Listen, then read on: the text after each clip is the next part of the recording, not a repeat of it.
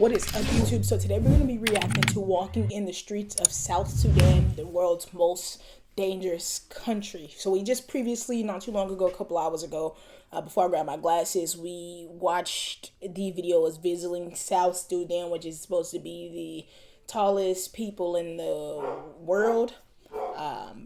So yeah, we're going to go ahead and get into this video for today. This video took it down. It went against YouTube community guidelines and has not been able to play since. Oh, I'm going too fast. I'm a slow reader. This video has got taken down. It went against the YouTube community guidelines and has been edited.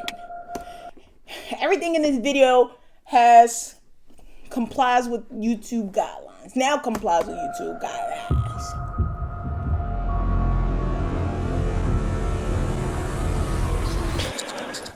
Okay, but this is very strange. I've been speaking to a guy who lives in South Sudan, and he says I should come visit him, which I have mixed opinions on, and let me explain why. So, South Sudan is located here in Africa. It is the fourth most dangerous country in the world, with a constant civil war going on. Kidnapping and gang violence is very common. Landmines and unexploded weapons are a threat. The government is extremely corrupt, and economic. Why would you say the government is corrupt as you go down there? I don't know, buddy. You should have said that when you got back home. Economically, the country is a disaster. It is the poorest country in the world. So, as I'm sure you can imagine, tourism is virtually non-existent here. It's estimated that only a couple hundred visit each year. Didn't they say it was the poorest country in the world because they just became their own country like in 2011? Is that why they're the poorest country? Because they really haven't got a good footing on everything quite yet? Or are they the poorest country because they don't make the good decisions, or the government don't make good decisions? It's not really up to the people. The money not coming in. Something really you can do about that. Or is it because they're the poorest country because of population and that, how can I explain it? To them, probably not the poorest country. They probably live in fine. I don't know. I've never been to South Sudan. I don't do research on South Sudan, which I need to. I need to do research more about everything. Hence, I need to go to bed. I'm over-exaggerating everything right now. But are they the poorest country because they just became a country not too long ago? Or are they the poorest country because it's not a lot of population-wise, so the money is not getting made properly? Or is it the government not doing it properly? Is something going on there? I want to do some research so I can figure that out myself. Yeah, do not mind me. I am sleepy. Yeah, I'm going to see this a lot. I try not to make videos when I'm sleepy because I want to be more into the video, but now I'm just talking and rambling. So, no more videos at 2 o'clock in the morning. No more. South Sudan travel advice. The FCDO advised against all travel to South Sudan due to the risk of armed violence and criminality. And to throw another cherry on top, filming's illegal in South Sudan. Like, even just filming on your phone, you can go to jail. Call me an idiot, but I really want to go. Imagine you just trying to take a video of the sky and you just get locked up. Now, to get there, a lot of work was needed. I first applied for a visa online. You needed proof of a COVID vaccine, a yellow fever vaccine, you needed to know someone in the country, and just so much. But eventually, I've just got our visa for South Sudan. We're actually going. With visa required, I booked tickets, and it was time to go. Off we go, boys. I first got a plane from England to Ethiopia, and from there was a connecting flight to Juba. This is the capital city of South Sudan. Okay, so I'm put some of the clips. These glasses starting up too quick. Oh yeah, I got me some new glasses, y'all. My reading glasses. Seeing glasses, actually. Probably said that in the other video. Ladies and gentlemen, welcome to South Sudan, Juba. As I onboarded the plane, I could definitely sense I was in a world that I was not used to. I made my way through the airport past vaccine checks, and then eventually through border control. But before I could make it out the airport, we've been taken into some room because they saw all our camera equipment. So, as I previously said, filming here is illegal. But a few weeks prior, I applied for journalist passes, which costed $2,000, but they got approved. Saying that though, the guys at airport security were being really hard to convince. Eventually though, after about an hour of questioning, are we good to film? Film that side. Film that side, okay. We made it out the airport. Right, that was a bit of faff, but we finally made it out. Welcome to South Sudan. Thank you, my friend. Welcome, this welcome. is Mr. BMG. This is the guy who I mentioned at the start who convinced me to come here. He's one of the only YouTubers in South Sudan, and we got speaking online. There was no way I would have made it into the country without this guy. Yeah. This is the car. Oh, this is us? Yeah, this is the... Is that a bullet? Yeah. No way. Really? Yeah. When did that happen? I was driving him from here to the tribes. Yeah. Yeah, then we hit some goat And then they shot? It happened, yeah. Oh my God. Not the most promising start. Yeah, they said they worship goats.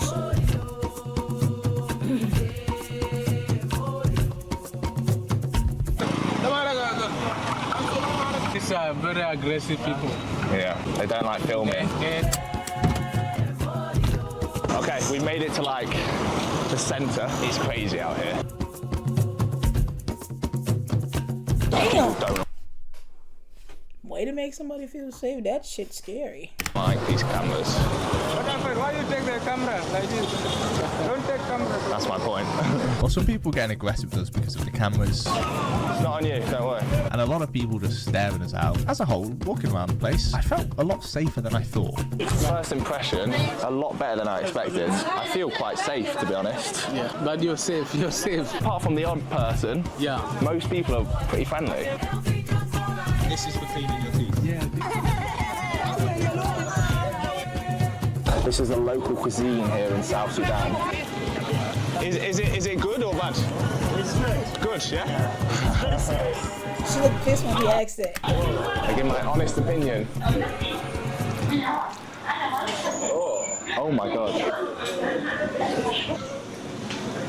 Yeah, man. The taste is nice. Yeah. The texture's like snot, which kind The texture is probably like okra or like of puts me off. That was a lie, the food was not nice. But aside from the food, so far, South Sudan had beaten my expectations. Until.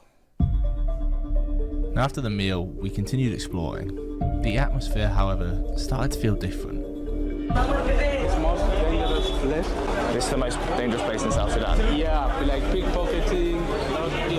Around this area, we were getting looks, but they were not friendly looks. Very fine. No. Let's go. A big crowd started to form around us. Alright, it's getting quite heated now.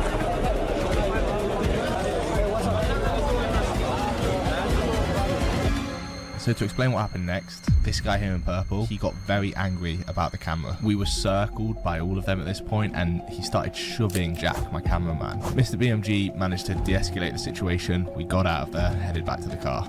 However, on the journey back, a new problem occurred.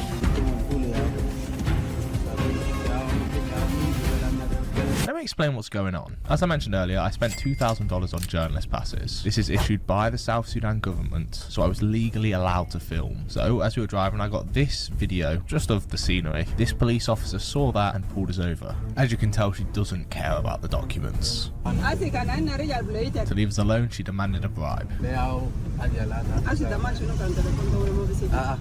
So she wants $50. Why? What have we done? What have we done? Why are you doing this? I can show her the video. We didn't get any of them on video. You first get the money. Boy, what the hell? You just give me the money with you. Let's just go. So I have to give all my money.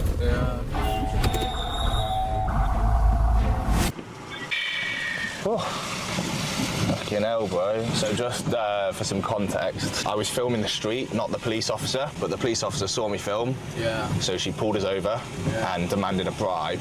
So if we didn't pay, what would they do then? If we didn't pay, they are going to take the camera. The lady who just took the money, is she just going to pocket that money? Yeah, you saw she pocket the money. For herself? For herself.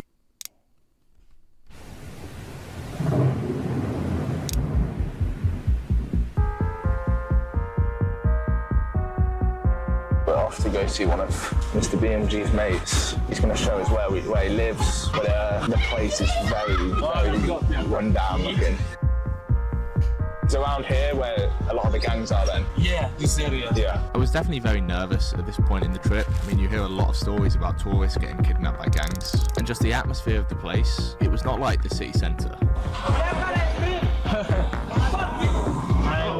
He just shouted, fuck you. He's saying black color is real. Black colour is real? His black color is real. Wow. Your color is not real. My colour is not real.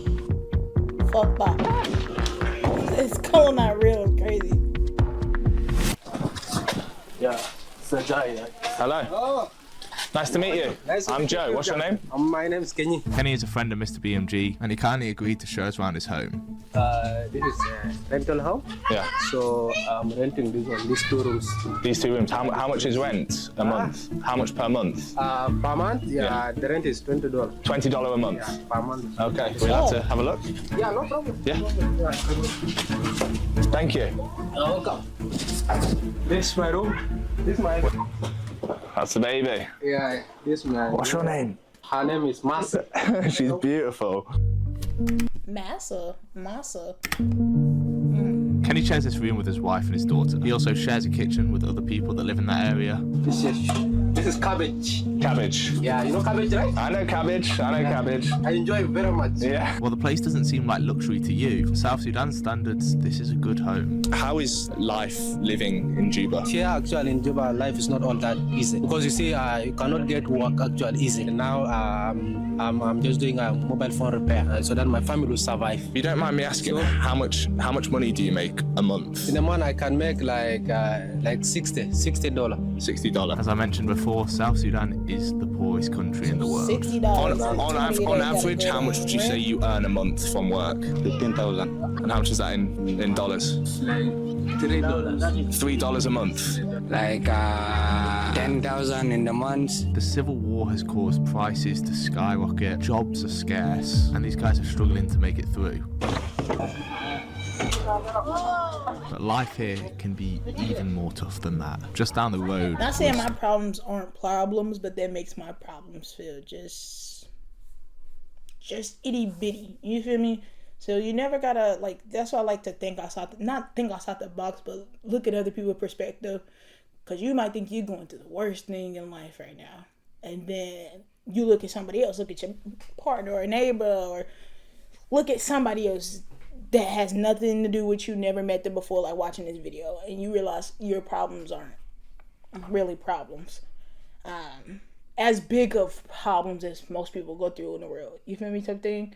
So definitely be mindful of what you doing, and be mindful and open-minded to other people's situations as well. You know? This little camp. 3, 2, 1.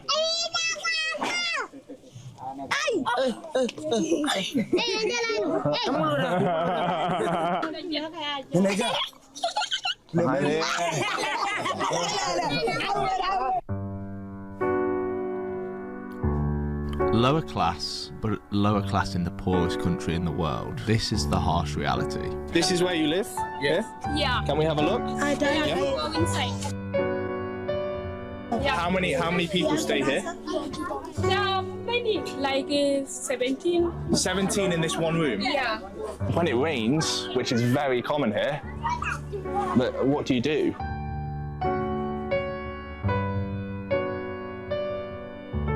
So this is the food here that you eat? Yeah. These are leftovers from the street. They don't know which one is that, so they eat anything. Walking around this place was tough. Seeing all of this and just realising how much you take life for granted. I mean, the people here were the nicest people I've ever met. They had constant smiles on their faces. Bye! Still coming?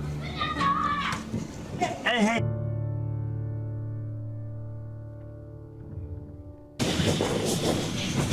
That's why I do like when Mr. Beast go to different countries and stuff like that, like third world countries, stuff like that, and like get them water, get them housing.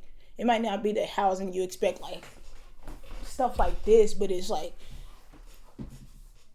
how can I explain it? It's good for them, you know. It's good housing for them. Like when what were Mr. Beast videos I watching? They made like a little house, you know. They had like literally like wood as for the walls and a tapestry for the ceiling. and he made them like the house like out of, what was it, like plywood, and it wasn't the best looking house to us, but it probably was.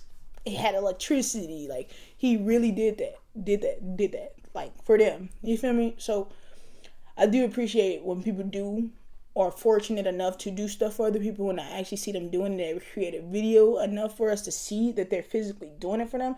I appreciate that, and I really genuinely like when people do stuff like that and give it back to the people around the world, because they're not fortunate enough to have the opportunity that most of us have, you know.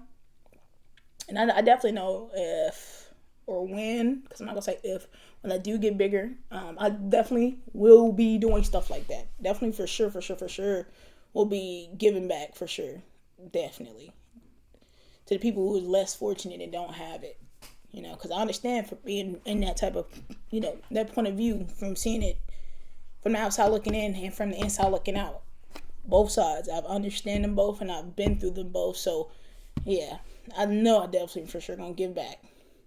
But anyway, yeah, I probably don't want to care about that. Y'all want to see the video, so we're gonna go ahead and get back to the video.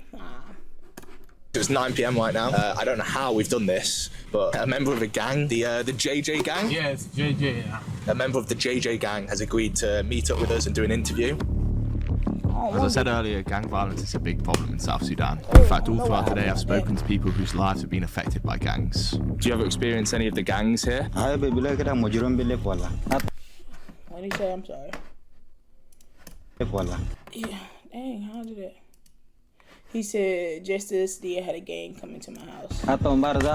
They try to steal our family's items. Damn.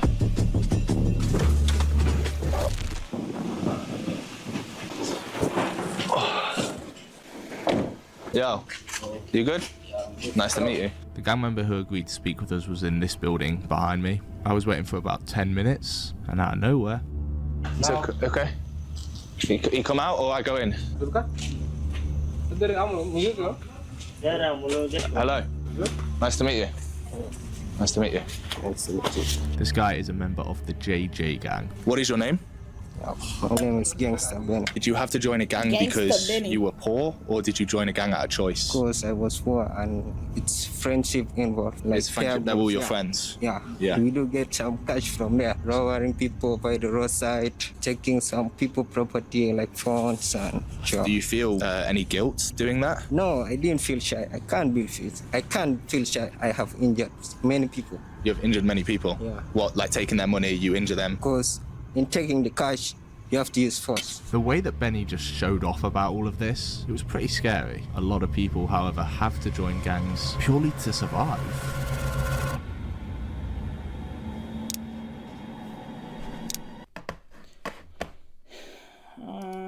He says, this trip opened my eyes to a whole new way of life.